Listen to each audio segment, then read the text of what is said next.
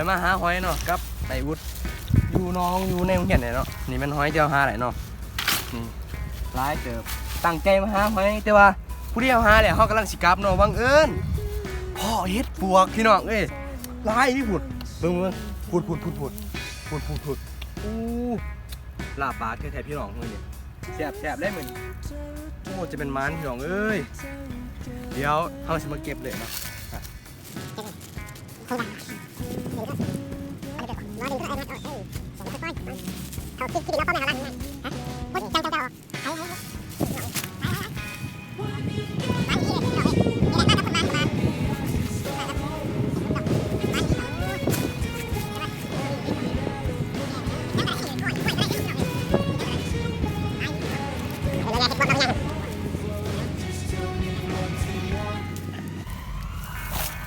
กาดึงแห้งพี่น้องเลย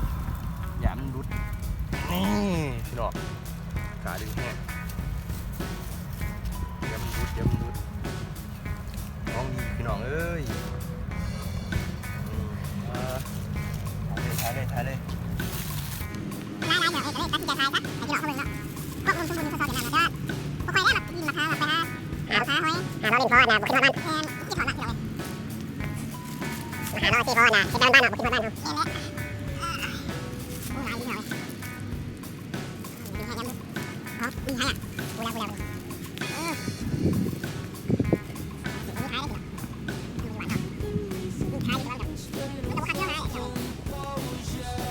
นี่ก็เลยตั้งใจมาหาเฮ็ดล็อกมาหาหอยบัดสิมื้ออาจจะได้ว่าไอ้วุฒิว่าโอ้ยสิห้องขึ้นเนี่ยดูว่ามาเบิ่งนี่มันมานี่พ่ออย่างนี้พ่องูพ่อยังวะจะคล้องตกใจคล้องกันหาหมอหาใหม่มาได้เตรียมแล้วอย่าถึงพ่องูพ่อยังไรมาเห็นเก็บก็จะคล้องว่ามาตายแน่ดิคล้องตกใจโอ้ยถ้าเสียต้องกินไหนวุฒิเอาฮะแกงบ่เพราะวันบอกกินฮอดบ้านเลยแกงเนาะแกงเนาะเห็ดก้อยกันเห็ดปอกก็ได้ก้อยก็ได้ก้อยก็แซ่บพี่กันคนมันมารอจะมันเหรอมารอจะมันแล้วมาตีตัวเทียบมาตีตัวนั่นแหละเพื่อนตัวนี้นี่มันตามเดี๋ยวเพื่อนให้ไรนะก้อยจะไปน้ำเทียบนี่ก็เล่นมาตีในตาเดี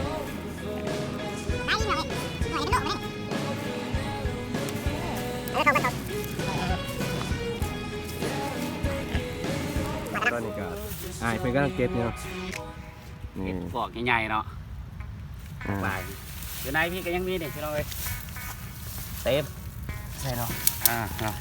โอ้พี่น้องเห็นป่ะได้พี่น้องอยู่อันเดินในโรงเรียนเขานี่แหละอยู่ในโรงเรียนนี่โรงเรียนพี่น้องนี่แหละโรงเรียนพวกข่อยไม่ได้พวกข่อยแล้ว2ไอ้น้องออกมาหากินหาอยากพออันบอกกินฮอดบ้านย่างรอเลยแมน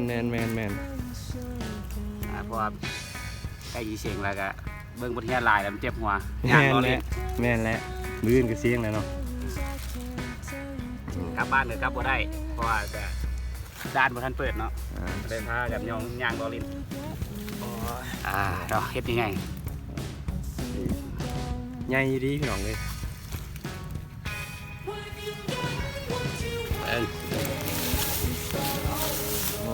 ที่ถูหลอกเป็นไงนะทำไมตัวนี้มันนั่นนะที่ถูกตัวนี้มันนั่นได้แล้วแยกดอกบานแล้วนี่ครับบานแล้วพักแหละพี่น้องเลยพักแล้วดึงไหวพี่น้องมาแล้วพี่น้อง2 โลรุดแหละพี่น้องเลย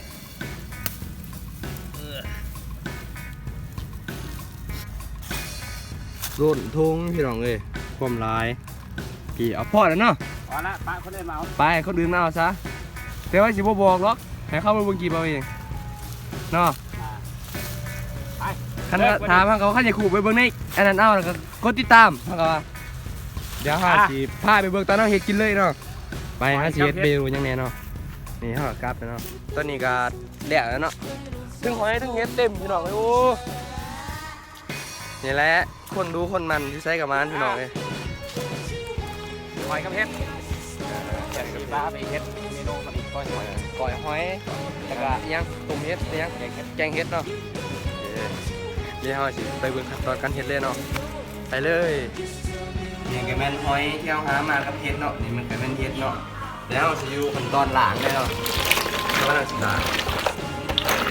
โอเค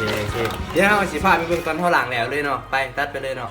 เฮ็ดแล้วเนาะเฮาเฮ็ดแบบธรรมชาติใส่มะพริกมีมะพริกมีซิ่งขอบซิ่งไก่มะขามเทียนนี่แหละพี่น้องเดี๋ยวลองดูหน่อยธรรมศาสตร์เนาะแต่ก็นี่แหละแกงแบบเป็นบ้านเท่าไหร่พี่น้องเลยแซ่บน่าสิแกงเล่นได้ป่ะ มันรส เล่นได้หรอเย็นป่ะไปป่ะพี่น้องกาตู้ไปหามาเนี่ยพี่น้องเลยต้องเอาไปหามาเนี่ยก็ว่าไปหาดอกย่างไก่ตั้งใจไปหาหอยแต่ว่าย่างไก่เห็นเห็ดก็เชิญลองอยู่หรอกพอถ้าผู้เข้าหาจะมีอยู่ผู้เข้าหาแต่เข้ากับชีได้ที่นอนก็น่านะ แกงแบบธรรมชาติ แข่งกับธรรมศาสตร์เนาะแข่งเขาเลย แกงแบบบ้านนอกเนาะ เนี่ยซีดก่อยห้อยต่อเนาะส่วนเมนูก่อยห้อยก็จะให้อุดเนาะทุกเป็นคนเห็ดเนาะเป็นเพื่อนยังไงก็เห็ดแต่เขาว่าโอ้เยอะวันสิวแซ่บเพราะว่าท่านคนเห็ดก่อยเพราะว่าเพื่อนเห็ดซะเห็ดแกง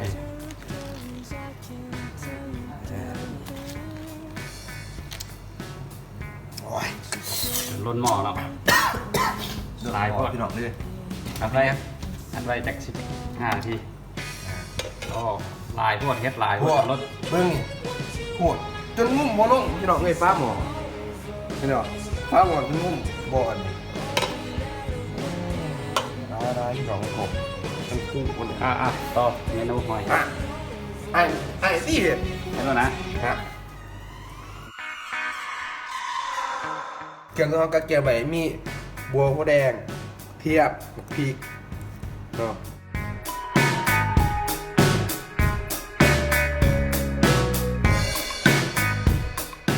พ่อครัวจำเป็นครับพ่อครัวไม่เอาเมียอะไรได้เนี่ยเนาะเอาเมียก็ได้ลูกเนาะ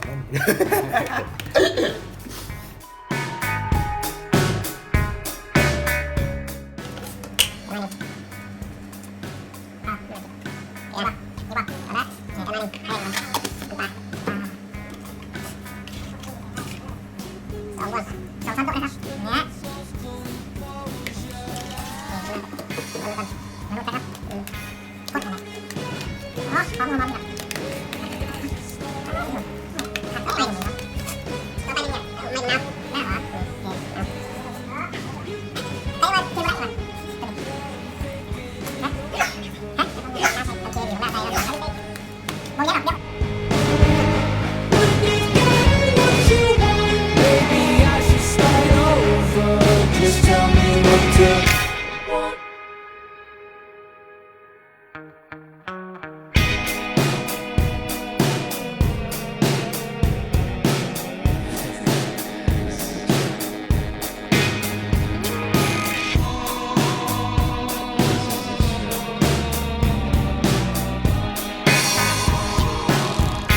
When you've gotten what you want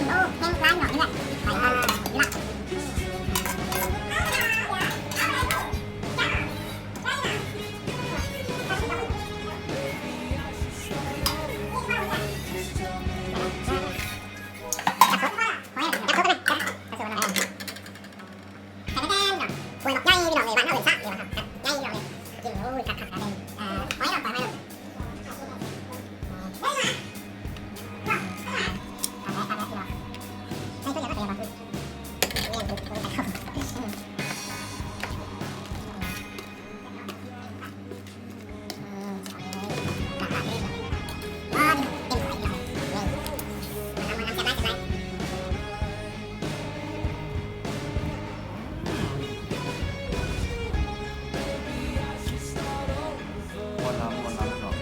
แต่ร้านนะว่าเป็นยังไงเนาะแล้วอยู่ไทยเป็นว่าเขากินแล้วน้อยกับฝากผู้ใหญ่ผู้แชร์ในเด้อของในเด้อทุกครั้ง